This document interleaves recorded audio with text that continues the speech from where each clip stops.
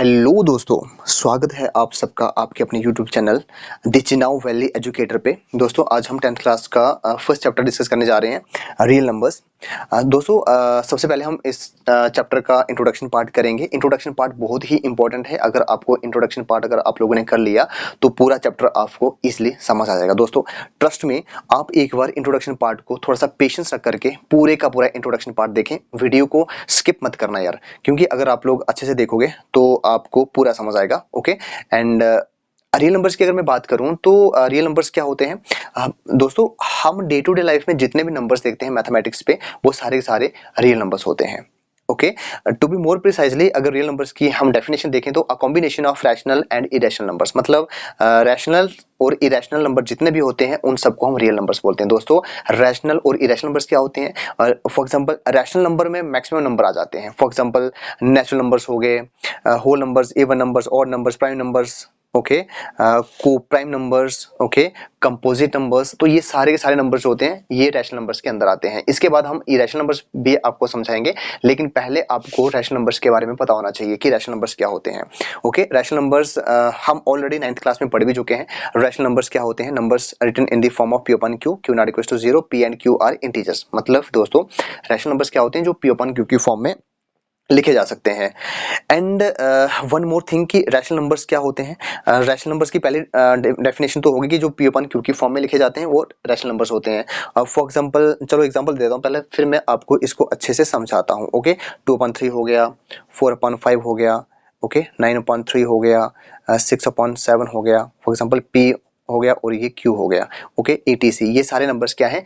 Rational numbers हैं। लेकिन rational numbers की थोड़ी सी डेफिनेशन आगे हम लोग अगर डिस्कस करें तो दोस्तों देखिए, फॉर एग्जांपल मैं 10 10 को 2 से डिवाइड करता हूं तो देखो 2 यहाँ पे रहा और 10 यहाँ पे रहा, 5 2 10 होता है ना, 0। दोस्तों आपको पता होगा कि इस नंबर को जब मैंने डिवाइड किया तो इसका जो डेसिमल एक्सपेंशन आया वो फिनिश हो गया, आपके पास एक अच्छा सा क्वोशिएंट आ गया। कभी कभी क्या होता है कि फॉर एग्जांपल 0.121212 सो वन चलता रहता है। तो जब हम तो किसी दो नंबर्स को जब हम डिवाइड करते हैं तो कभी कभी क्या होता है कि हमारा डेसिमल एक्सपेंशन नंबर खत्म हो जाता है, हमारा क्वोशिएंट मिल जाता है। कभी कभी क्या होता है कि जब भी हम दो नंबर को डिवाइड करते हैं तो हमारा जो क्वोशिएंट होता है वो जो हमारा डेसिमल एक्सपेंशन होता है वो नॉन टर्मिनेटिंग आता है, लेकिन साथ में रिपीट होता है। ओके, अगर रिपीट होता है ना, अगर जब भी आप दो नंबर्स को डिवाइड करते हो और वो रिपीट हो और खत्म भी ना हो तो उसको हम क्या बोलते हैं? Rational, number 1। या फिर कभी कभी हमारा जो नंबर है जब हम डिवाइड करते हैं तो उसका जो आंसर होता है वो हमें मिल जाता है, क्वोशिएंट आ जाता है, तो ये भी रैशनल नंबर होता है। तो ध्यान रखना, अगर किसी भी नंबर का जो डेसिमल एक्सपेंशन है वो टर्मिनेट भी नहीं हो रहा है बट सिर्फ रिपीट हो रहा है तो उसको हम क्या बोलते हैं? रैशनल नंबर्स बोलते हैं। रैशनल नंबर्स के अंदर बाकी ये सारे नंबर्स आते हैं जो हम अब धीरे धीरे डिस्कस करेंगे नीचे। ओके, तो रैशनल नंबर्स के अंदर पहला नेचुरल नंबर्स, पता है यार आपको, है ना, 1 2 3 4 5 6, ओके, etc। काउंटिंग नंबर्स को हम सीधा क्या बोलते हैं? नेचुरल नंबर्स बोलते हैं, राइट। होल नंबर्स क्या होते हैं? काउंटिंग नंबर्स ही होते हैं लेकिन उसमें जीरो भी आ जाता है, तो ये तो बहुत ही आसान हो गया, बिल्कुल आसान हो गया ये तो, है ना, ऐसा हो गया। इवन नंबर्स क्या होते हैं? सिंपल सिंपल बात है कि जो 2 के टेबल में आते हैं, भाई देखो 8 हो गया, अच्छा 6 भी होता है, सॉरी 2 के टेबल में आता है, ओके, 10 हो गया, है ना। तो जो दो के टेबल में आते हैं, 2 के टेबल में जितने भी नंबर्स आते हैं वो हम इवन नंबर्स बोलते हैं उनको, ठीक है।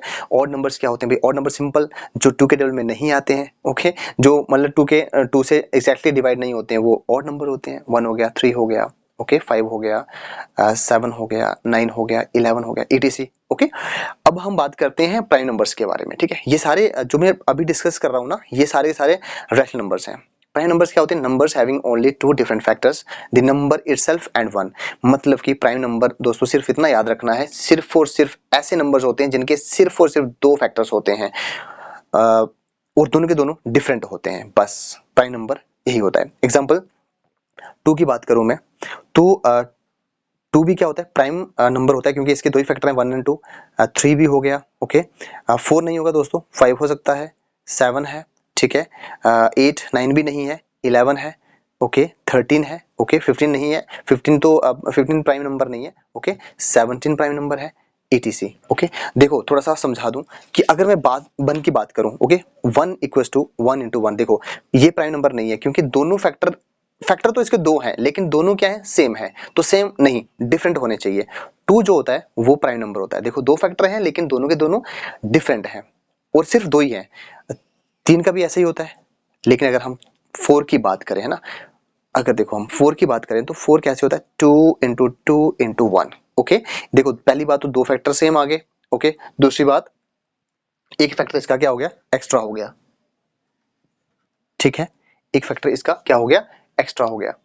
तो इसलिए हम लोग क्या कहते हैं कि भाई ये जो है ये प्राइम नंबर नहीं है। ठीक है, आगे बढ़ते हैं दोस्तों। अब हम बात करते हैं कोप्राइम नंबर्स के बारे में। ओके, कोप्राइम नंबर्स क्या होते हैं, देखिए यार, two numbers are said to be coprime if they have different common factors other than 1। देखो यार, कोप्राइम नंबर्स क्या होते हैं, दो नंबर्स को हम कोप्राइम कहते हैं अगर उनके कॉमन फैक्टर्स क्या होते हैं, डिफरेंट होते हैं। दो नंबर है ना जिनके कॉमन फैक्टर्स क्या होते हैं, डिफरेंट होते हैं। 1 कॉमन आ सकता है क्योंकि 1 हर एक नंबर का फैक्टर होता ही है, तो 1 कभी कभी कॉमन आ सकता है, तो 1 का इतना वो नहीं है। लेकिन देखिए दोस्तों, फॉर एग्जाम्पल 1 हो गया और 2 हो गया, इन दोनों नंबर्स के जो कॉमन फैक्टर आएंगे वो हमेशा डिफरेंट होंगे। 1 3 हो गया, ओके, 2 और 7 हो गया, ओके, फॉर एग्जाम्पल 3 एंड 11 हो गया, है ना। एंड अब बहुत सारे नंबर्स ले सकते हैं यार इसमें, तो है ना, 4,7 हो गया, है ना, etc। तो ये ऐसे नंबर्स होंगे जिनके कॉमन फैक्टर क्या होंगे, डिफरेंट होंगे। फॉर एग्जाम्पल देखो यार, कॉमन फैक्टर डिफरेंट मतलब देखो 2 2 जा 4 1 जा 4। अगर मैं बात करूँ 2 की तो 2 1 जा 2। अब देखो इसमें फैक्टर कॉमन आ गए ना, तो ये कोप्राइम नंबर नहीं है। ठीक है, अब 3 की बात करते हैं, 3 1 जा 3 हो गया। अगर मैं आप 7 की बात करूं तो 7 1 जा 7 हो गया। 1 तो कॉमन आ सकता है बट बाकी फैक्टर जो होते हैं अदर देन 1 कॉमन नहीं आने चाहिए, इसलिए ये दोनों नंबर क्या है, कोप्राइम है, क्योंकि इनके जो कॉमन फैक्टर हैं वो सेम नहीं आ रहे हैं। तो कॉमन फैक्टर सेम आएंगे तो वो कोप्राइम नहीं होंगे। ओके दोस्तों, आगे बढ़ते हैं। कंपोजिट नंबर क्या होते हैं, देखो हैविंग मोर देन 2 फैक्टर्स, जिनके 2 से ज्यादा फैक्टर होते हैं उनको हम क्या बोलते हैं, कंपोजिट नंबर बोलते हैं। ठीक है, ये तो सिंपल है। ये समझ लो कि प्राइम नंबर का जो अपोजिट है ना वो कंपोजिट नंबर है। प्राइम नंबर में सिर्फ 2 ही फैक्टर होते हैं और दोनों डिफरेंट होते हैं, लेकिन कंपोजिट नंबर में 2 से ज्यादा फैक्टर होते हैं। ओके, एग्जांपल, इसकी बहुत सारी एग्जांपल्स हैं। ठीक है, फॉर एग्जांपल 4 हो गया, 6 हो गया, 8 हो गया, 9 हो गया, राइट, 10 हो गया, 12 हो गया, 15 हो गया, 16 हो गया, etc। बहुत सारे हैं, है ना। मतलब जो प्राइम नहीं होंगे वो कंपोजिट होंगे और जो कंपोजिट होंगे वो प्राइम नहीं होंगे, एक दूसरे के अपोजिट। ओके दोस्तों, ये सारे के सारे नंबर जो अभी मैंने डिस्कस किए हैं ये सारे के सारे क्या होते हैं, रैशनल नंबर्स के अंदर आते हैं। तो ये सारे नंबर्स रैशनल नंबर हो गए, इसका मतलब ये रियल्स में आते हैं। आगे हम पढ़ेंगे रैशनल नंबर के बारे में। ठीक है, मैंने थोड़ा सा लिखा हुआ है उसके बारे में, लिख करके रखा हुआ है आपके लिए। ओके, थोड़ा सा उसको डिस्कस करते हैं और आपको डिटेल में थोड़ा सा अच्छे से समझाते हैं। देखो यार, इरेशनल नंबर्स क्या होते हैं, ऐसे नंबर्स होते हैं जो पी अपॉन क्यू की फॉर्म में नहीं लिखे जा सकते, right, can't be written in the form of p upon q, है ना, जो पी अपॉन क्यू की फॉर्म में एक्सप्रेस नहीं होते हैं। ओके दोस्तों, इरेशनल नंबर के बारे में आपको मोस्ट इंपोर्टेंट याद रखना है, हैविंग नॉन टर्मिनेटिंग, पहली बात तो वो टर्मिनेट नहीं होते हैं, and non repeating decimal expansion होता है। मतलब ऐसे नंबर्स जो टर्मिनेट भी नहीं होते हैं और रिपीट भी नहीं होते हैं, टर्मिनेट भी नहीं हो रहे हैं और रिपीट भी नहीं हो रहे हैं। ओके, ऐसे नंबर्स को हम बोलते हैं इरेशनल नंबर्स। तो अब आपको याद होना चाहिए, रैशनल नंबर्स क्या होते हैं, जो टर्मिनेट हो जाते हैं वो भी रैशनल नंबर होते हैं, और जो टर्मिनेट नहीं होते हैं लेकिन जो रिपीट होते हैं वो भी रैशनल होते हैं। बट इरेशनल क्या होते हैं, टर्मिनेट भी नहीं होती हैं और रिपीट भी नहीं होते हैं। ऐसे कौन से नंबर है भाई, अब हमें हमें लगा कि यार ऐसा कौन सा नंबर है ना, जो खत्म भी नहीं हो रहा और रिपीट भी नहीं हो रहा। तो दोस्तों एक मोस्ट इंपॉर्टेंट एग्जांपल देता हूं आपको मैं इसकी। ठीक है, एग्जांपल पाई, हम सबने पढ़ा हुआ पाई 22/7।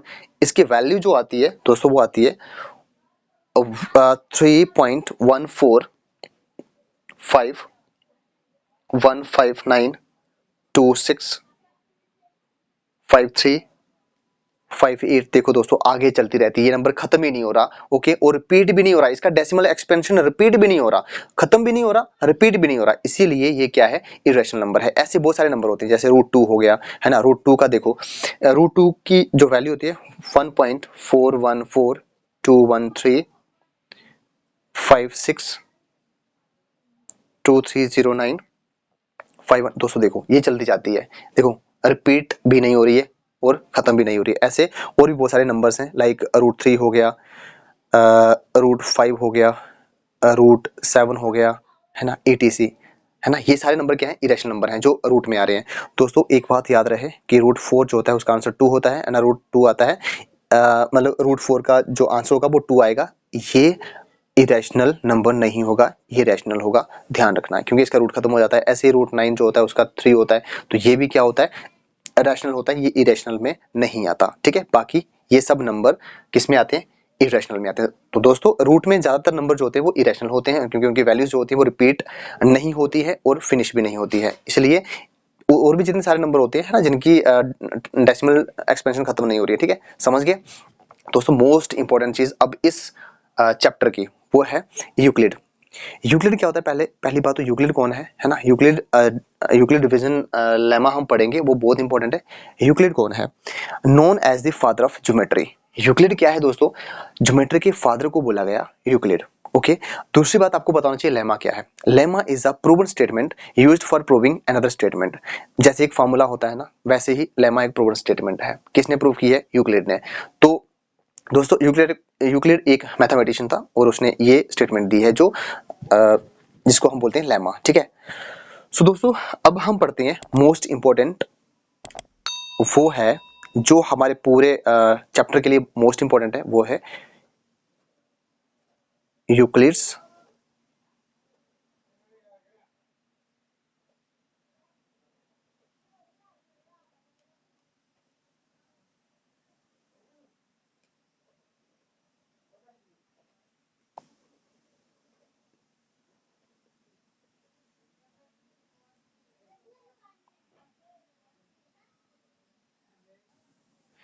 चलिए दोस्तों, ये है आपका यूक्लिड्स डिवीजन लेमा। देखो ये क्या कहता है, देखो dividend equals to devices multiply quotient plus reminder होता है। ओके, और यूक्लिड ने बोला कि डिविडेंड को आप a मान लो, डिवाइजर को b मान लो और क्वोशिएंट को q मान लो और रिमाइंडर को r मान लो। ठीक है, ये बन गया एक फार्मूला। ओके, ये फार्मूला बन गया दोस्तों। हमेशा डिविडेंड जो होगा divisor multiply quotient plus reminder के बराबर ही होगा। मतलब डिविडेंड अकेला इतना बड़ा होता है कि divisor multiply quotient plus reminder तीन चीजों को मिला करके ये अकेला बनता है। हम क्या करेंगे, हम लोग इसको ना एक बार प्रूफ करेंगे। ठीक है, कि भाई डिविडेंड जो होता है वो अकेला इतना बड़ा होता है कि वो तीनों को मिला करके बनता है। तो ये बात सही है या नहीं। तो दोस्तों उसके लिए मैं एक एग्जांपल लेता हूं। फॉर एग्जांपल आप लोग क्या करेंगे, 10 से, फॉर एग्जांपल आप 2 से 10 को डिवाइड कर रहे हैं। ओके, 2 बाहर आएगा और 10 अंदर आएगा। ठीक है, सो 2 5 जा 10 माइनस करेंगे, आएगा 0। ठीक है, तो हम अब चेक करेंगे, आपको पता होगा ये क्वेश्चन आ गया। ओके, और जो बड़ा नंबर होता है वो होता है डिविडेंड, राइट। इस नंबर को हम बोलते हैं डिविडेंड, और जो हमारे पास लास्ट में बचेगा उसको हम रिमाइंडर बोलते हैं। ठीक है दोस्तों, और जिससे हम डिवाइड करते हैं उसको हम डिवाइजर बोलते हैं, राइट। अब हम चेक करेंगे कि भाई जो यूक्लिड ने बोला कि डिविडेंड हमेशा divisor multiply quotient plus reminder के बराबर आता है। सो ये स्टेटमेंट क्या है, देखो जो रिमाइंडर होगा वो 0 भी आ सकता है और 0 से बड़ा भी आ सकता है, लेकिन वो हमेशा क्वेश्चन से छोटा ही रहेगा, वो क्वेश्चन से हमेशा छोटा रहेगा। ठीक है, तो दोस्तों अब इसको अप्लाई करते हैं कि डिविडेंड कितना बड़ा होता है। भाई तीनों को मिलाकर के अकेला बन रहा है, तो देखो हमारे पास डिविडेंड कितना है, 10 है। ठीक है, 10 इक्वल्स टू डिवाइजर कितना है, 2 है। ओके, क्वेश्चन कितना है, 5 है, राइट, और रिमाइंडर कितना है, 0 है। हम लोग अप्लाई करेंगे, 5 टू जा कितना होता है 10, 0 प्लस करेंगे तो कोई फर्क नहीं पड़ेगा, राइट। दोस्तों आपने देखा कि लेफ्ट हैंड साइड किसके बराबर आ रही है, राइट हैंड साइड के बराबर आ रही है। इसका मतलब यूक्लिड डिवीजन लेमा, यूक्लिड ने जो भी एक फॉर्मूला दिया, जो भी स्टेटमेंट दिया वो एकदम सही है और ये हर नंबर पे अप्लाई होगा, राइट।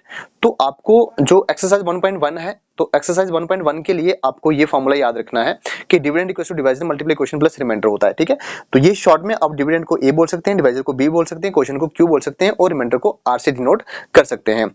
तो जब हम कोई भी दो नंबर को हम डिवाइड करते हैं तो हमारी कंडीशन ये रहती है। ठीक है, जो डिविडेंड होगा वो divisor multiply quotient plus reminder के बराबर आएगा। ठीक है दोस्तों, तो इसके बाद हम लोग स्टार्ट करने वाले हैं एक्सरसाइज 1.1 को स्टार्ट करेंगे। दोस्तों अगर आप लोगों ने इंट्रोडक्शन ढंग से पढ़ा होगा, इसके नोट्स बनाए होंगे, तो आपके लिए 1.1 बिल्कुल ईजी होगी, ये मेरा आपसे प्रॉमिस है। और आप एक बार उस पर विजिट करें 1.1 पे। दोस्तों आज की इंट्रोडक्शन यहाँ पे खत्म करते हैं।